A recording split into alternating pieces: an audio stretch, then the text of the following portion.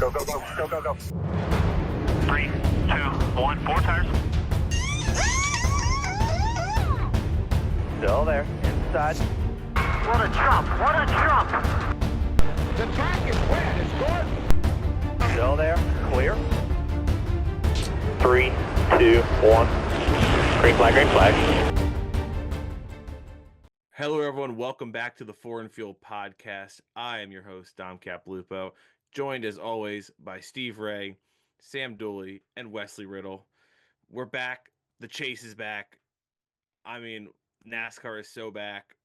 For the first time in, it feels like a long time, we are actually, as a fan base, excited to crown a champion again. I mean, it feels like we're going to get that deserving champion this year, Steve.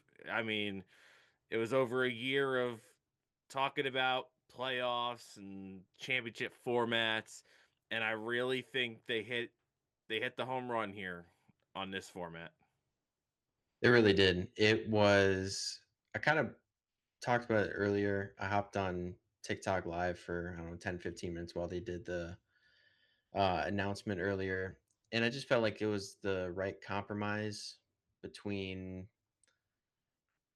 it felt like a stretch to go for the full 36 race format. And I really felt like that wasn't gaining as much traction as it once did.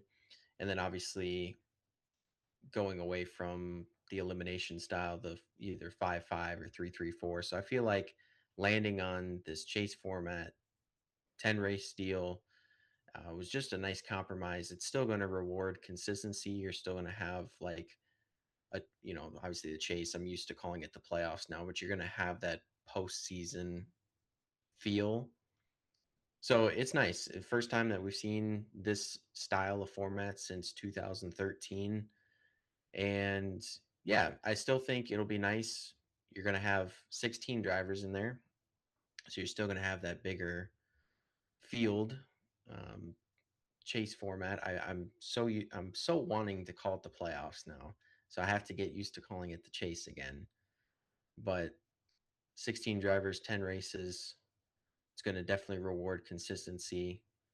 And like you said, Dom, for the first time in a long time, I'm really excited about this.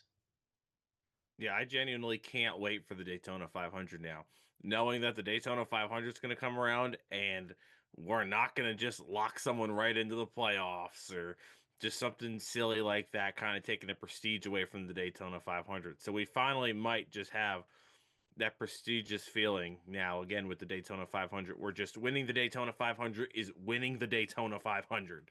It's just not locking you into the playoffs and all this nonsense. So Sam, I mean, I think there's one guy it affects the most, and in a negative way, I should say.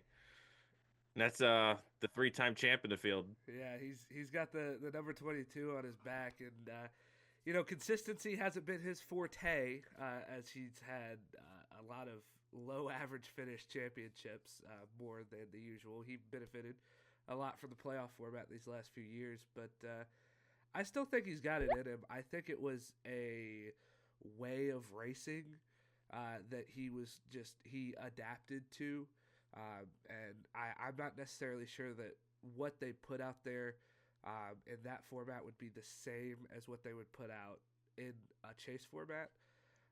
So I still think, obviously, Joey is a three-time champion, even if it was in the playoff format. So I still think he's class of the field.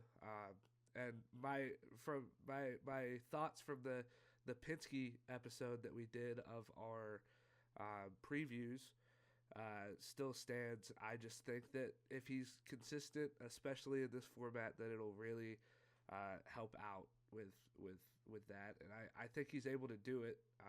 He just hasn't needed to up until now. Yeah, absolutely, and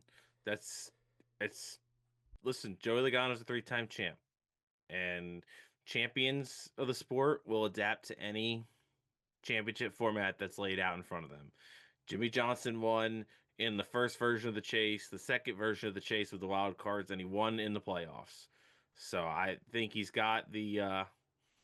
I can't count Joey out. Is he going to win the championship this year? I don't know. I don't think he's going to be anyone's favorite, but he wasn't anyone's favorite in the playoff formats either. So if that team could just get to the chase and make a 10 race run, it's not impossible. Wes, I mean, I don't know if you remember how it was back in 2004 or if you were like paying attention when they announced that first version of the chase. Do you think this is kind of like the buzz is kind of like that? Or is there any similarities to that type, that time? It's definitely similar. I feel like the one thing that takes away from it from what it used to be is obviously the field size. I mean, it's almost we're still four shy of double, but almost double the entries that are going to be in it.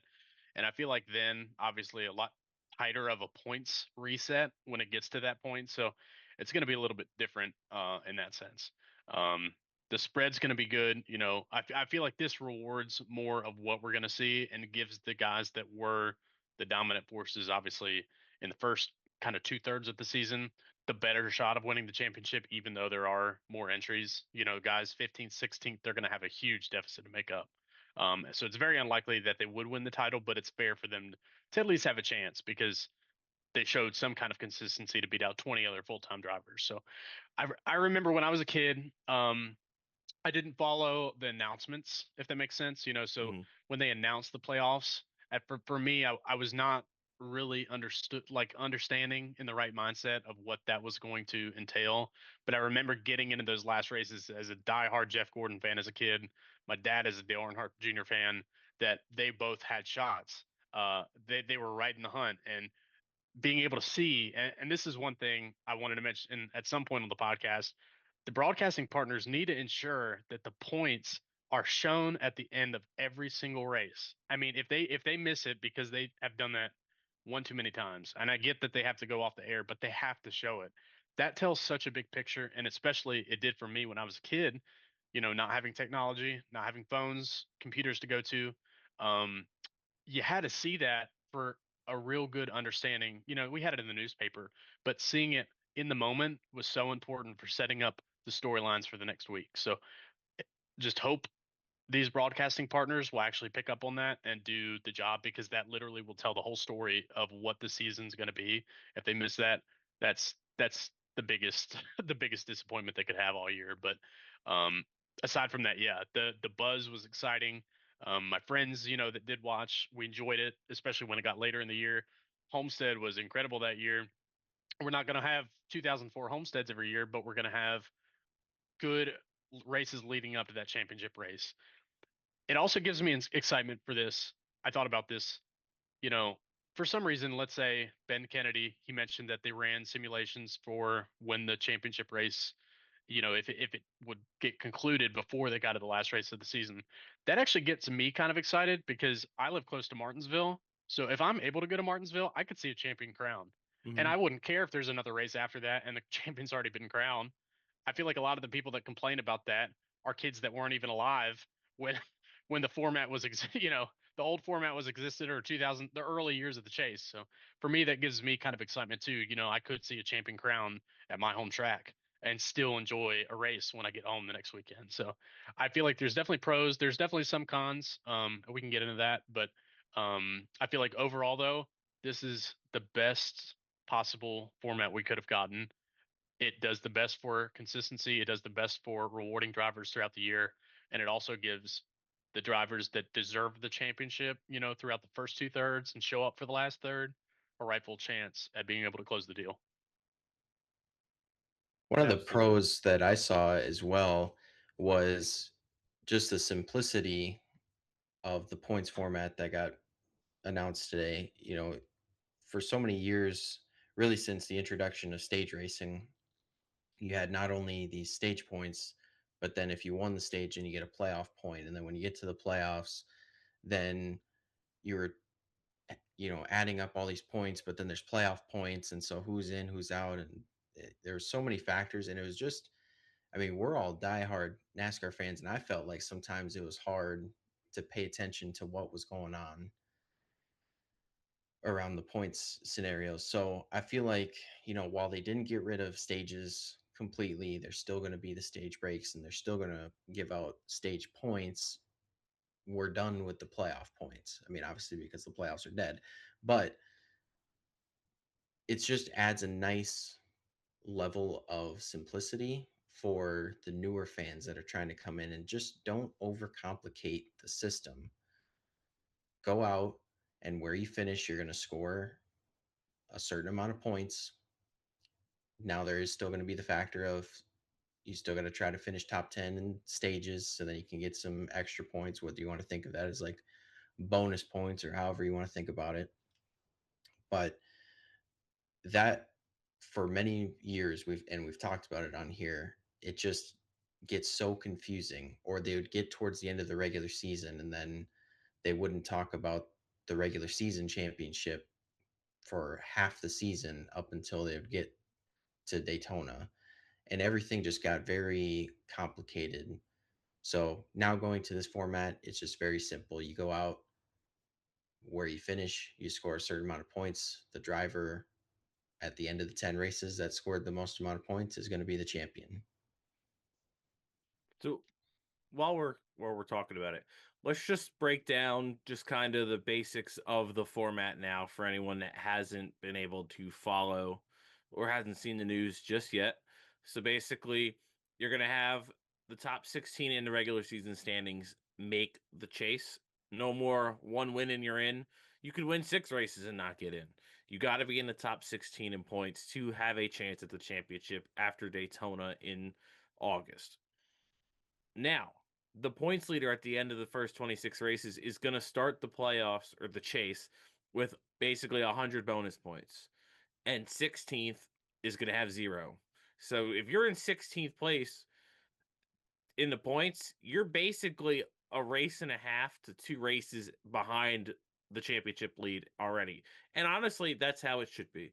You shouldn't have an advantage being in 16th. You should have to basically put on a miracle run to win the championship if you're the 16th seed, essentially.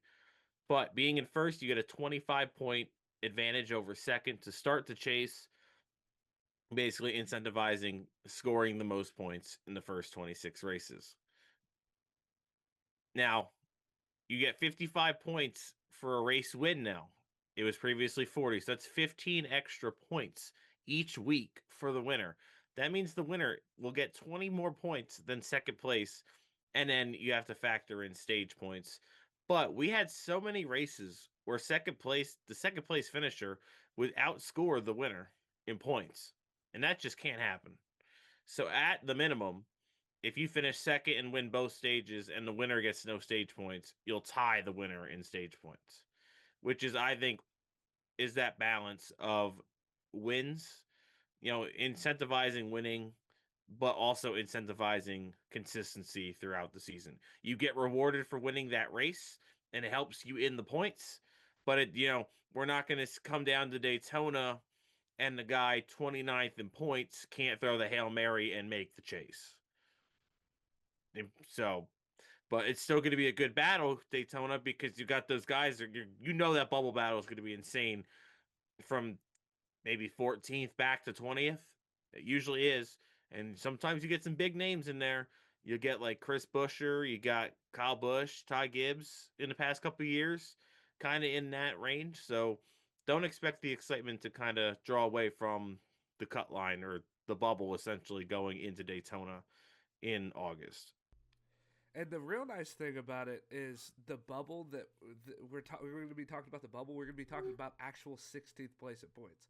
We're not going to be talking about like this leads to the confusion that Steve was talking about before.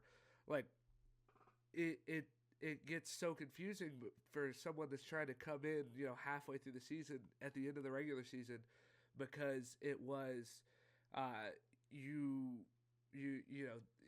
they're battling for 16th in points, but no, they're not actually 16th in points. They're the third place guy in points, but because 13 different people won, now third and fourth in points are battling and they're trying to make it. It just added a whole bunch of confusion that didn't need to be there, and so that's going to be a really nice it's going to be easier to follow the thread of who's on the bubble, and the bubble will stay fairly consistent uh, throughout the last couple of races going towards the chase, because we'll kind of understand the bubble picture at that point. There'll be a certain amount of people that can get it, and there's not going to be like, oh, if someone wins, in these last three races, oh, now Bubba's out by 100 points, and there's no way that he's going to make it, even though he's been more consistent than Austin Dillon or whatever. Now, he's on the bubble because Richmond is on the schedule, right? So I think that's going to be easier from a fan following, like a new fan, or like someone that's kind of a casual fan that doesn't pay attention week to week, being able to follow that bubble battle and kind of understand, like, yeah, this is actually the 16th guy in points, not the 5th place guy in points that's now back to 16th because 3 people from outside won that shouldn't have won. So I really like that aspect of it for storylines. Yeah, You one also- storyline that I'm going to be following quite a bit this year is Shane Van Gisbergen. What he ended up with 5 wins this last year, and obviously that led to a ton of bonus points and playoff points, and ultimately didn't help him advance through the playoffs. But the big storyline that we'll be focusing on a lot this year is we know that he's going to be a threat for road course wins, but how is he going to perform on the ovals, and where is he going to end up in relation to the bubble? I could see him being one of those guys that is going to be around that 17th to 20th, trying to fight for that top 16 spot. So it's situations like that. Like, you can still get your TV drama and your excitement out of these types of stories without having to go full gimmick like we saw with the playoffs. And that's what I'm really excited about. Yeah, we're not going to see any Austin Dillon, theatrics at Richmond, which, I mean, that kind of crosses the line between kind of clown like and excitement. Because, I mean, maybe him hitting Logano is kind of exciting, even though it was kind of obnoxious. But then, like, him right hooking Hamlin, then it just turns into a clown show. You kind of limit that. And you also incentivize the drivers doing everything they can to race every race.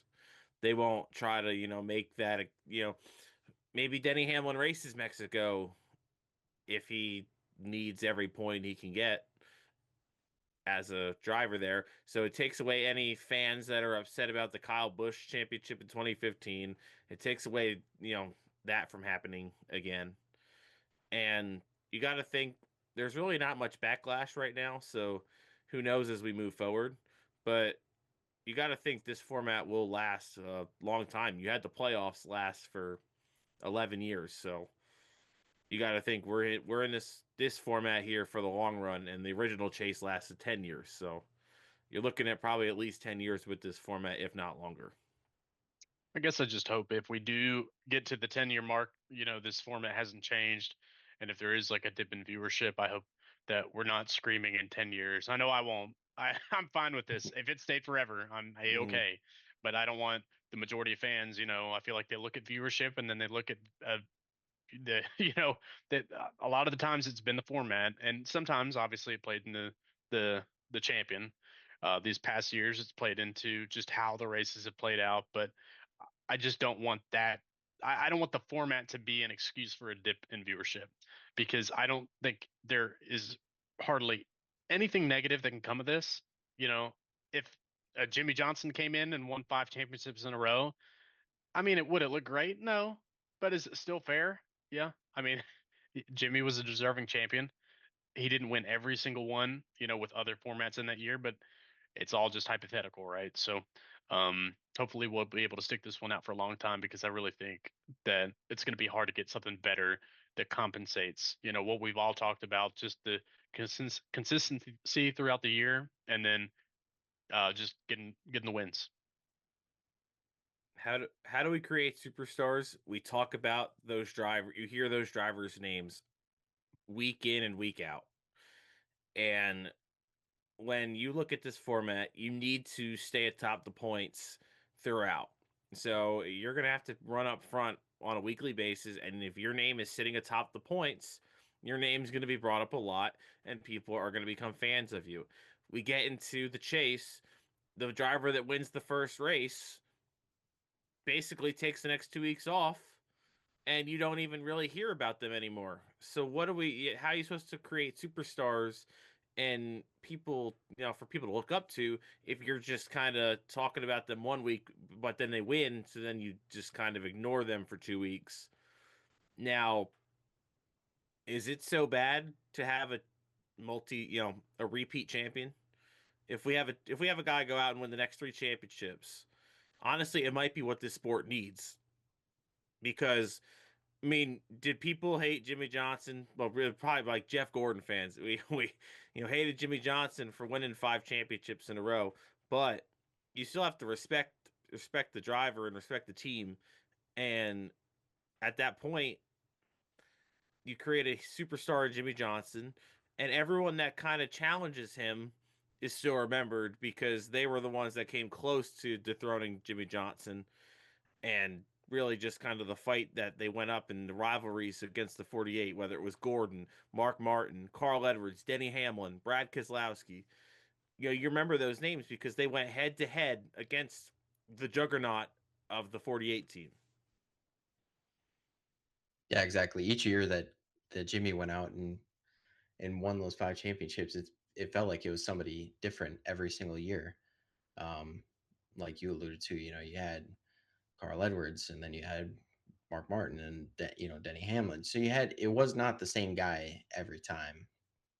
I will say the one caveat, or what I've been seeing of kind of the con to this chase format, is a scenario where we have 2011 Tony Stewart, where he was completely irrelevant through most of the first 26 races and then went on an absolute tear. I mean, they barely made it into the chase in 2011, but they went out, they won 5 of the last 10 races, went on an absolute tear. And for those 10 races, they were absolutely the most consistent.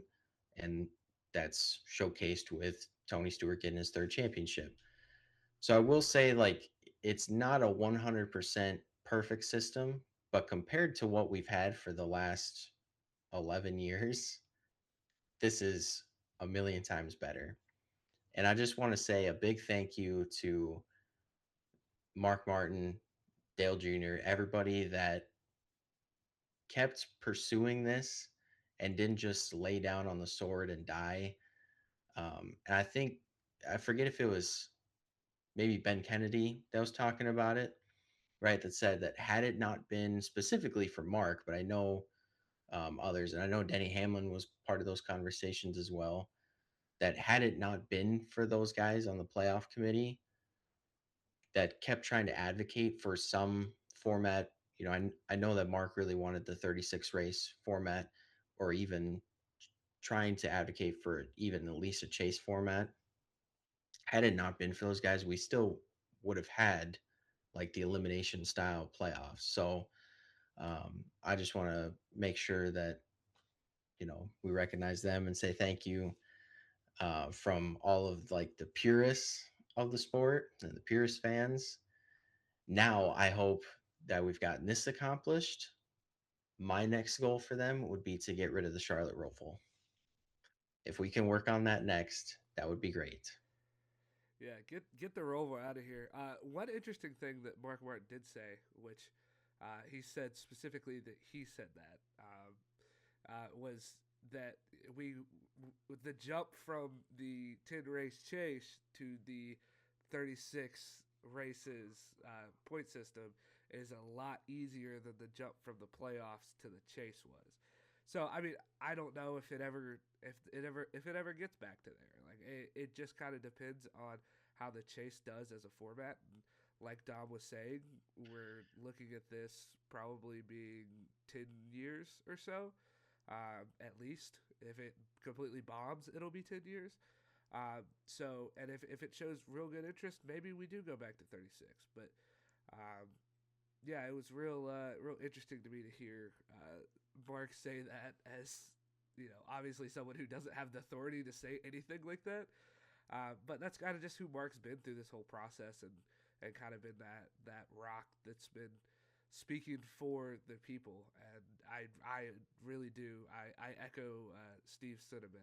I really do appreciate those guys for working hard for what the fans have been wanting. So I'm just thinking here because a lot of the thing was like we don't want people to start saying, "Oh, we had a good points day." Well, what's wrong with that?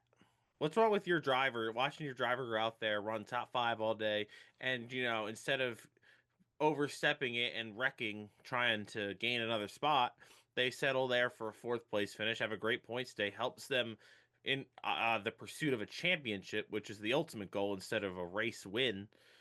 I don't see the issue with that. And I think we need more of that. We don't need these guys wrecking for the lead every week because all it matters is winning. And if you're the points leader after 26 races, and say your points lead is 50, and it cuts your points lead down to 25 to start the chase, it's still bigger than what it was back in the original chase. And as well, if you can't hold a 25-point lead and you completely bomb in the last 10 races, you didn't deserve the championship anyway.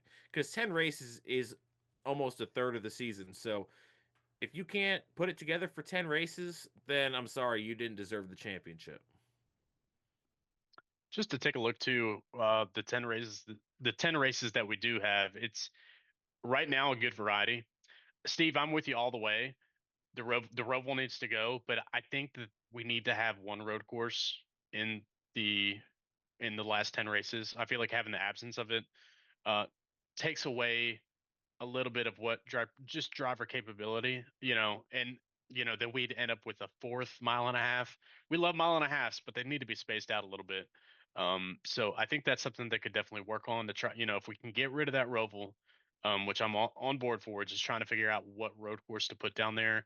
I know fans don't want that, but I think that it's diversity in 10 races is important, but it is pretty diverse right for what we have right now. Gateway and Phoenix are pretty comparable. Two short tracks, Bristol and Martinsville. The Roval being the one road course, Talladega being the one super speedway. And then you've got some challenging tracks. You've got Darlington in there. Um, I think that's going to be a good curveball. Gateway's interesting. It's just an interesting track where some guys show up that you don't really expect. So I think, and then Talladega just there near the bottom. That's just going to make for more excitement and heading right there into Martinsville and Homestead being the final race again. That brings back great memories from that 2004 race where you had pretty much five guys with the eligible chance at the title. So just a lot to look forward to. I think just with the diversity and just seeing how drivers kind of change their approach in a race weekend. You might say they'll run the same, but their mentality is going to be different. And I think with that, we're going to see different results from what it would be uh, if we kept the same format that we've had the last 10ish years. I do think with the gap between first and second in the points, going from, you know, what was previously 40 points and now you win and it's 55 points, I do think that you're going to see guys, if they do have the opportunity to still, I mean, obviously the goal, no matter the points format, is to go out and win. But I do think getting those extra points or that bigger gap for winning a race, I think you're going to see guys try to push the issue more often than we might think to go for those wins. Um, it's just going to be kind of a back and forth battle of how much do you push the issue? Do you obviously want to go out and get those extra points, but do you risk potentially causing a wreck and, putting yourself in a much worse position? And every driver is going to battle those thoughts. So that will be another thing to look for. I do agree with what you said though, Dom, and that it's not always a bad thing just to take your fourth place. If that's where you're running all day, if you just have a fourth place car, just take fourth place, move on, bank those points, move on to the next week. That's not always necessarily a bad thing. We don't Entertainment and drama is great for TV, but it's not needed every second because when those times do happen naturally, it creates such a better storyline when it can just happen naturally and doesn't have to be manufactured. And so that hopefully will all be encapsulated with this new format. And I think it will be because we've seen, from 2004 up through 2013, we had a 10-year run where we saw moments like that and still creates some great memories even all these years later. And you see, people are searching for the outlier in terms of the Tony Stewart situation. Well, Tony Stewart deserved it, and that's an outlier. That didn't happen every year. It happened once. And after 2004 in the chase format, the championship was never locked up before Homestead. So I don't see why that would change now when the racing today is closer than it ever has been. So it's kind of hard for one team to kind of run away with everything, especially with the variety of racetracks in the chase now. And it makes the rotating finale a little more palatable because you don't have that kind of looming thing where it's like, oh, well, I suck at that racetrack for the finale this year. So, I mean, what's the point of me even trying this year? Because I'm probably not going to win a championship. If you go to Homestead, it's like, well, if Kyle Larson's in the championship for, or Tyler Reddick's in the championship for, then why even bother? So I think that also helps that rotating finale kind of make it a lot better. All right, so basically with the chase is back. I mean, I think that's everything we gotta cover. Got about a half hour talk of the chase, and we'll talk about it more as we'll incorporate that into our season previews now. Now that we actually know what the format is, we've been kind of guessing essentially with the previews with like Hendrick and Gibbs and Penske. So moving forward, still getting 2 previews a week leading up to the Daytona 500. We'll have one huge season preview, and we start filling out your chase grids now because that's what we're going to be doing come preview time. And I'm just so glad to be filling out a chase grid and not a playoff bracket anymore. And you can see on the screen now if you're watching on YouTube, we've got Trackhouse coming up 2311 this Thursday, then Trackhouse Monday, RCR next Thursday as well. And then you can see the rest of your schedule there moving until the Daytona 500. We will recap the Clash, which is only 20 or 19 days away from the when this is posted. So a lot of exciting times for the Four and Field podcast. Make sure you are subscribed here on YouTube or following on Spotify or Apple Podcasts. Great to be on Apple now. And make sure you're following on TikTok. We're getting closer and closer to that 1,000 follower goal by the Daytona 500. So go follow there. Follow us on X, on Facebook, and Instagram for more content. We'll be posting more YouTube shorts as well here. So make sure you're subscribed. Share with anyone, any NASCAR fans you think that need some more of a fan's perspective. Make sure you're sharing the Forward Field podcast with them as well. So for Wes, Sam, Steve, I'm Dom. We'll see you on Thursday for a Trackhouse Racing preview.